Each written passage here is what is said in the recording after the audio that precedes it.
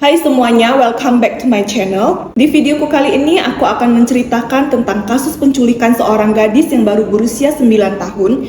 Dan untungnya gadis ini bisa selamat dari penculiknya dengan usahanya sendiri. Gadis ini sangat pintar. Bagaimana kisah lengkapnya? Mari kita masuk ke ceritanya. Tapi sebelum kita masuk ke kisah lengkapnya, bagi yang belum subscribe ke channel ini, mohon bantuannya untuk klik tombol subscribe dan boleh minta like-nya juga. Sekarang kita masuk ke ceritanya. Dari data pemerintah Amerika Serikat, dilaporkan bahwa setiap tahunnya ada setidaknya ratusan ribu orang anak yang hilang di sana. Dan sebagian dari anak hilang ini adalah korban penculikan. Dari sejumlah korban penculikan yang ada, biasanya menurut laporan pemerintah hanya 0,04% anak yang berhasil selamat dan hidup dari penculikan itu. Janet Tamayo, pada tahun 2003 dia masih berusia 9 tahun. Pada saat itu, Janet masih duduk di kelas 4 SD di sekolah Blossom Valley School. Kronologinya seperti ini. Pada tanggal 6 Juli 2003, Janet ini baru pulang dari sekolah. Dia menaiki bus sekolah dan turun di sekitaran rumahnya. Setelah turun dari bus sekolah ini, Janet ini harus berjalan sedikit untuk menuju rumahnya. Di perjalanan pulang ini, Janet sebenarnya tidak menyadari bahwa ada seorang pria yang sudah menguntitnya dari tadi. Jadi dia pun dengan biasa berjalan pulang ke rumahnya, dan saat dia mencapai pintu rumahnya, dia melihat bahwa pintu rumah depannya itu sedikit terbuka. Jadi dia berpikir bahwa, oh ini mungkin mama aku ini pulang lebih awal. Saat itu dia berpikir bahwa itu adalah ibunya yang pulang kerja lebih awal. Jadi dia tidak ada pikiran negatif apa-apa. Kemudian dia masuk, tapi dia mulai menemukan hal aneh saat dia menaiki tangga menuju lantai 2 ke kamarnya. Di saat dia membuka kamarnya, dia melihat bahwa kaca jendela kamarnya itu sudah pecah dan kacanya itu berserakan di lantai kamarnya. Janet kemudian panik, dia merasa bahwa ada pencuri yang masuk ke rumahnya. Dia kemudian mencoba menelepon ibunya melalui telepon rumah. Dia berarti harus keluar dari kamar lagi dan balik ke lantai 1 untuk menelepon ibunya melalui telepon rumah. Tapi dia gak sadar bahwa sebenarnya telepon rumahnya dia itu sudah dipotong kabelnya oleh seseorang. Jadi dia tidak bisa menelepon ibunya. Di saat dia sedang mencoba menelepon ibunya inilah terdengar ketukan pintu dari pintu depan. Janet yang masih polos ini dia pun berjalan ke pintu depan dan melihat dari pintu itu, pintunya itu seperti ada setengah pintu kaca gitu. Jadi dia melihat ada siluet seorang pria asing yang dia sebenarnya tidak mengenali pria ini sebenarnya siapa. Tapi pria itu terus mengetuk pintu, membuat Janet membuka pintu depan itu sedikit, dan dia melihat bahwa pria itu adalah pria asing. Dia tidak mengenal siapa pria ini. Dia pun merasa ketakutan dan tidak nyaman dengan pandangan yang diberikan oleh pria itu kepadanya. Dia mencoba menutup pintu, tapi naasnya saat dia mencoba menutup pintu kembali, pria itu sudah mendorong pintu itu dan Janet terjatuh. Di saat itulah pria itu masuk ke rumah itu dan segera menyeret Janet ke lantai atas, ke kamar abangnya Janet, dan di sanalah terjadi hal yang sangat mengenaskan kepada Janet. Dia dilecehkan di kamar abangnya sendiri. Setelah pelaku ini siap melakukan tindakan bejatnya itu, dia memborgol Janet dan membawanya turun. Ternyata pria ini memarkirkan mobilnya di garasi keluarga Janet. Jadi dia membawa Janet ke garasi keluarga itu dan memasukkannya ke kursi belakang mobil pria ini. Saat pria ini membuka garasi sedikit, ternyata ada sebuah mobil yang berhenti tepat di garasi Janet itu. Saat itu Janet bisa melihat dari kaca jendela bahwa itu adalah mobil ibunya. Pria itu kemudian buru-buru membuka garasi itu supaya mereka bisa keluar dari situ dan segera pergi. Tapi sebelum pria itu berhasil membawa mobilnya keluar, abangnya Janet ini turun dari mobil ibunya dan mencoba untuk menolong Janet. Tapi abangnya saat itu masih berusia 15 tahun dan tidak sekuat pria ini. Saat abangnya mencoba memukul pria ini dengan senjata, pria ini malah balik memukulinya. Kemudian setelah abangnya Janet ini tidak berdaya lagi, dia menyeret abangnya Janet ke dalam rumah dan memukulinya lagi. Setelah abangnya Janet ini dipastikan sudah tidak bisa melawan lagi, ditinggal aja begitu sama pria itu. Dan kemudian saat dia akan keluar, dia berpapasan dengan ibunya Janet yang mencoba menghalangi pria ini. Tapi lagi-lagi seorang wanita tidak bisa melawan pria ini. Ibunya Janet juga dipukuli secara brutal oleh pria ini dan ditinggalkan begitu saja di dalam rumah mereka. Setelah dia memukuli dua orang ini secara brutal, kedua orang ini kan sudah tidak bisa melawan lagi. Dia baru pergi ke garasi dan mengeluarkan mobilnya dari garasi itu, kemudian berkendara jauh dari rumahnya Janet, membawa Janet pergi. Tapi untungnya walaupun abang dan ibunya ini dipukuli secara brutal, mereka ini masih hidup. Karena abangnya Janet ini sempat keluar dan meminta tolong para tetangga untuk menelepon polisi.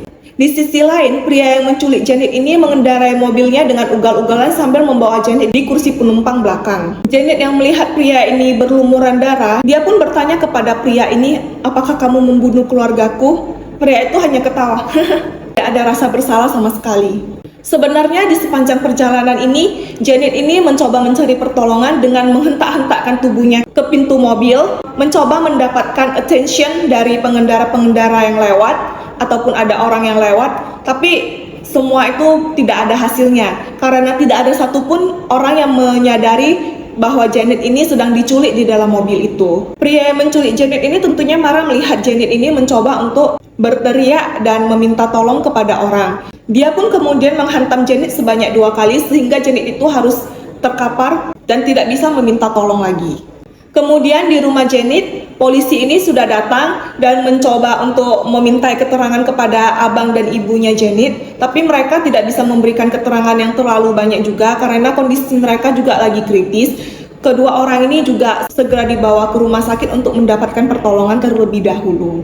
Selagi kedua saksi ini diselamatkan, polisi tentunya mengecek TKP. Mereka juga mengecek semua CCTV yang ada di sekitaran rumah Janet. Di CCTV itu nampak bahwa di sekitaran rumah Janet ada pria asing yang menunggu Janet pulang sekolah. Selagi dia menunggu Janet, dia tuh sempat bermain basket sebenarnya di situ. Sampai pada Janet sudah pulang dari sekolah, dia pun mengikuti Janet dari belakang dan menerobos masuk ke rumah.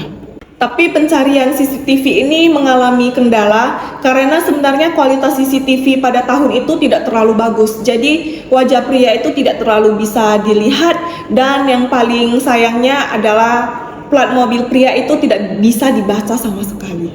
Di saat awal pencarian ini tentunya polisi mengalami kendala karena mereka tidak menemukan clue sama sekali siapa pria ini. Mereka itu juga merasa sedikit khawatir kenapa? Karena biasanya setelah melewati 24 jam, anak yang diculik itu biasanya tidak bisa selamat lagi. Jadi mereka ini berpacu dengan waktu supaya bisa menyelamatkan Janet dalam keadaan hidup.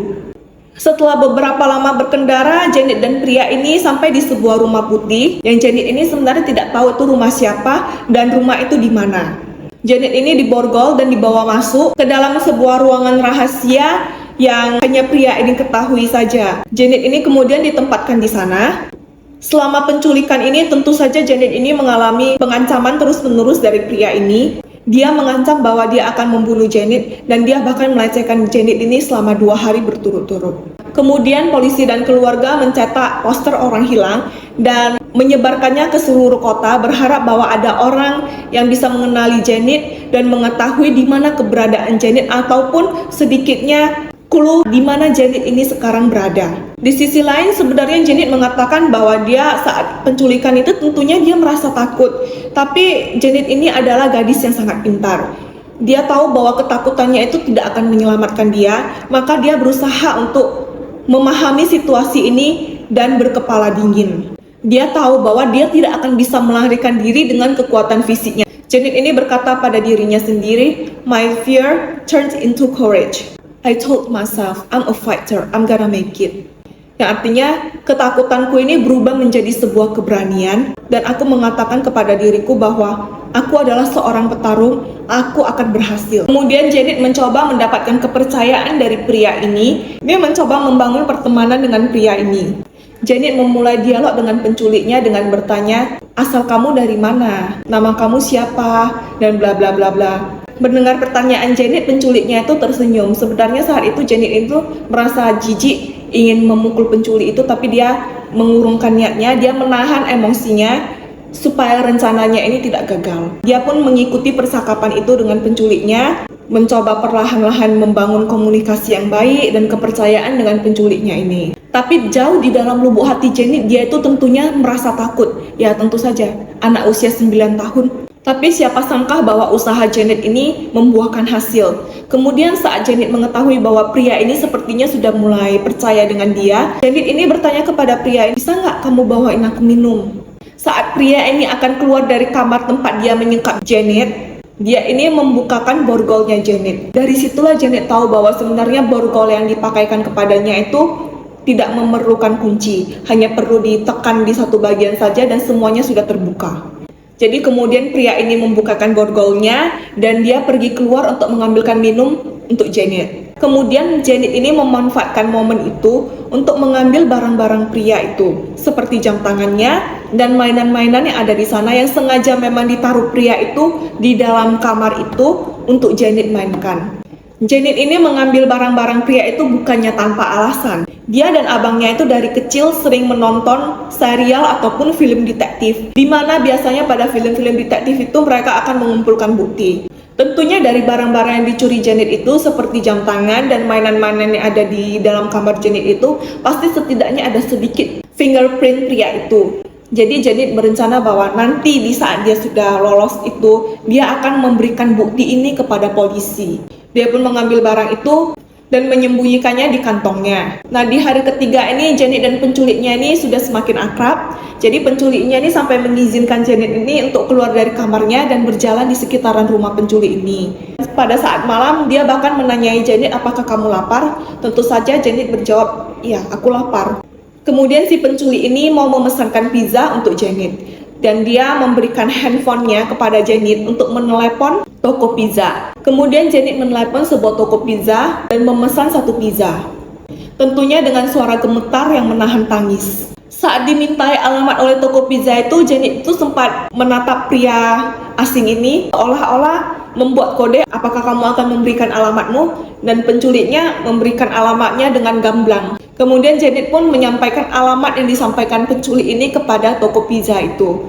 Dan tidak beberapa lama kemudian, pintu mereka pun diketuk dan tukang pizza ini datang. Dia menyerahkan kotak pizza yang ada pizzanya itu bersama dengan selembar selebaran orang hilang, di mana di selebaran itu adalah wajah Janet. Kemudian pria itu naik ke lantai 2 ke kamar dia menyekap Janet. Dia memberikan Janet pizza itu dan selebaran yang diberikan oleh kurir tadi. Dia kemudian mengatakan kepada Janet bahwa, "Aku harus menyingkirkan kamu malam ini." Setelah berkata seperti itu, pria itu kemudian keluar dari kamar Janet dan menutup pintu Janet. Janet yang panik dan merasa ketakutan segera membuang pizza itu dan menaruh selebaran orang hilang itu, kemudian barang-barang bukti yang sudah dia kumpulkan dari pria itu ke dalam kotak pizza itu, kemudian menaruhnya di bawah bantal supaya tidak ketahuan oleh pria itu. Tidak lama kemudian penculiknya masuk dan mencoba membunuh Janet dengan cara membekap dia dengan bantal. Tapi saat itu Janet berhasil melawan dan menendang penculiknya hingga penculiknya itu tersungkur dan Janet tidak jadi dibunuh pada malam itu. Entah apa yang dipikirkan penculik ini, kemudian dia memandikan Janet, memastikan bahwa tidak ada jejak dirinya yang tertinggal di tubuh Janet. Kemudian dia membawa Janet keluar, berkendara selama 30 menit entah kemana, tujuannya tidak jelas. Dan setelah itu dia menurunkan Janet ke sebuah tempat yang Janet itu tidak tahu tempat itu tempat apa. Dia menurunkan Janet dari mobil dengan cara menarik rambut Janet dan dia mengancam seperti ini. "Awas kalau kau berani bocorkan identitasku ya. Aku akan kembali dan membunuh kau beserta dengan keluargamu semua." Setelah itu dibiarkan saja Janet itu terluntang-lantung di tempat itu. Dia segera berkendara dengan cepat menjauhi tempat Janet. Janet kemudian berlari ke sebuah toko yang menjual alkohol. Di sana pada saat itu ada seorang kasir laki-laki yang sedang berjaga di toko itu.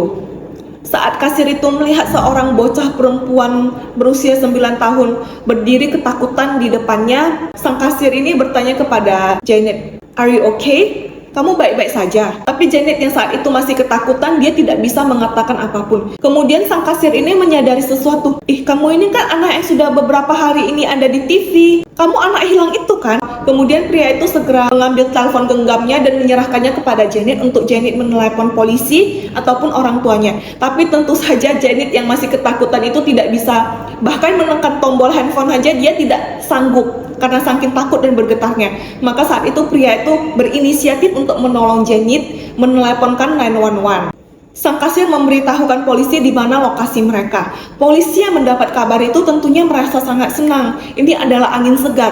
Anak yang sudah beberapa hari mereka cari ini, yang mereka sudah sebenarnya putus asa, apakah anak ini sudah meninggal, tidak bisa diselamatkan lagi. Tiba-tiba seseorang menelepon mereka bahwa anak ini ditemukan di depan aku dengan kondisi selamat. Betapa bahagianya polisi ini dan juga keluarga Janet tentunya. Ternyata Janet ini diturunkan di East Palo Alto. Mendapati kabar ini, polisi pun buru-buru mendatangi tempat di mana Janet dan kasir itu berada. Saat itu detektif yang bertugas di kasus ini adalah Heather. Saat mereka sudah sampai di lokasi, Heather ini segera mendekati Janet dan bertanya, "Are you okay?" Tapi Janet ini bukannya menjawab pertanyaan Heather, dia malah mengatakan kepada Heather bahwa aku mempunyai bukti ada di kantongku. Itu hal pertama yang dia laporkan kepada Heather. Heather ini pun terkejut dengan betapa jeniusnya anak ini. Dia berhasil lolos dari penculiknya dan bahkan membawakan bukti untuk polisi. Janet pun segera menyerahkan bukti yang dia dapat itu kepada Heather. Di saat itu Heather merasa, is it too much untuk menanyakan kepada Janet informasi lebih lanjut tentang pria yang menculiknya, karena seperti kita tahu pada saat itu sebenarnya Janet itu sedang dalam kondisi syok. Di saat polisi menanyakan kepada Heather, apakah ada hal lain yang bisa kamu ingat dan bisa kamu berikan kepada kami sebagai informasi tambahan? Kemudian Janet meminta kertas dan pulpen kepada polisi, di mana di sana dia menggambarkan layout rumah pria ini, rumah penculiknya ini, dan di sana dia menggambarkan bahwa ada ruang rahasia di rumah pria itu. Kemudian dia menyerahkan gambar ini kepada polisi. Kemudian Heather juga menanyakan kepada Janet, apakah kamu bisa membawa kami menuju rumahnya? Janet tidak ragu menjawab, aku rasa aku bisa menuntun kalian menuju rumahnya. Kemudian Janet pun dibawa oleh petugas kepolisian dan detektif untuk pergi mencari rumah penculiknya ini. Di sepanjang perjalanan ini Janet menunjukkan kepada polisi kanan atau kiri, kanan atau kiri. Jadi polisi ini pun menuruti instruksi Janet dan sampailah mereka pada sebuah rumah yang Janet bisa kenal. Tapi saat polisi sudah sampai, tentunya polisi ini tidak gegabah, karena bagaimanapun informasi ini adalah informasi dari anak 9 tahun dan bisa saja salah menurut kepolisian. Nanti kalau mereka salah gerebek kan berabe. Jadi polisi ini menunggu detektif lain yang sedang mengecek alamat pria ini. Saat Janet ini menggambarkan layout rumah pria ini, dia ini juga menuliskan nomor telepon beserta dengan alamat yang dia ingat dari pria ini. Dia pun menyerahkan kepada petugas kepolisian. Kemudian petugas ini dibagi dalam 2 kelompok. Yang satu membawa Janet untuk mencari lokasi penculiknya. Yang satu lagi untuk mengkonfirmasi apakah benar alamat yang diberikan Janet ini adalah alamat penculiknya. Dengan cara menelepon satu persatu toko pizza di sekitaran sana untuk mengkonfirmasi apakah benar nomor telepon ini alamatnya ini, sudah memesan pizza malam ini pada jam segini. Sesaat setelah detektif Heather dan Janet ini sampai di lokasi pria penculik ini, detektif lain yang mengkonfirmasi alamat pria ini pun menelepon Heather dan mengkonfirmasi bahwa iya benar, alamat yang diberikan oleh Janet ini benar bahwa itu adalah alamat penculiknya. Karena polisi merasa bahwa pria ini cukup berbahaya dan berpotensi kabur, maka polisi ini tidak gegabah masuk sendirian saja.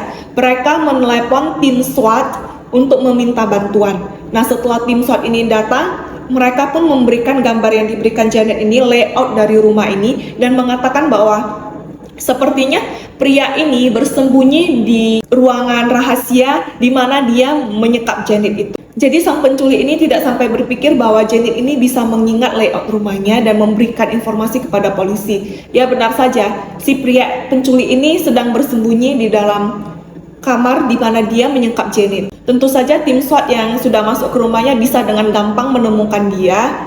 Tapi saat sudah ditemukan, si pria penculik ini mencoba untuk kabur dan mengancam polisi dengan senjata, sehingga membuat polisi mau tidak mau harus melepaskan anjing polisi untuk menyerang dia. Sesaat setelah anjing polisi ini dilepaskan, anjing polisi ini berhasil menumbangkan pria itu dengan menggigit tangannya. Setelah itu barulah dia berhasil disekap dan dibawa keluar dari rumahnya.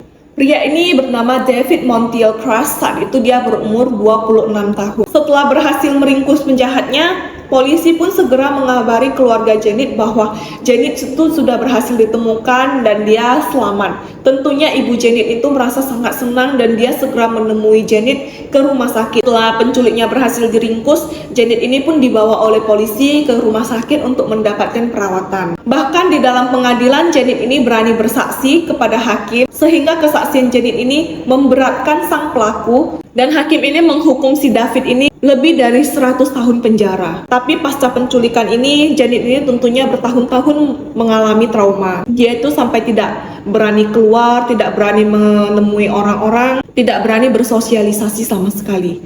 Selama bertahun-tahun itu juga lah Janet ini menjalani terapi pasca trauma. Kemudian akhirnya pada umur 15 tahun setelah 6 tahun terapi, Janet ini memutuskan bahwa dia tidak bisa seperti ini terus. Dia harus keluar dari rumah dan berani bersosialisasi dan menghadapi ketakutannya. Dia pun kemudian berhasil keluar lagi, bersekolah, dan berinteraksi dengan orang-orang. 12 tahun kemudian, sebuah TV show ini mempertemukan Janet dengan polisi yang menyelamatkannya waktu itu, yaitu Heather.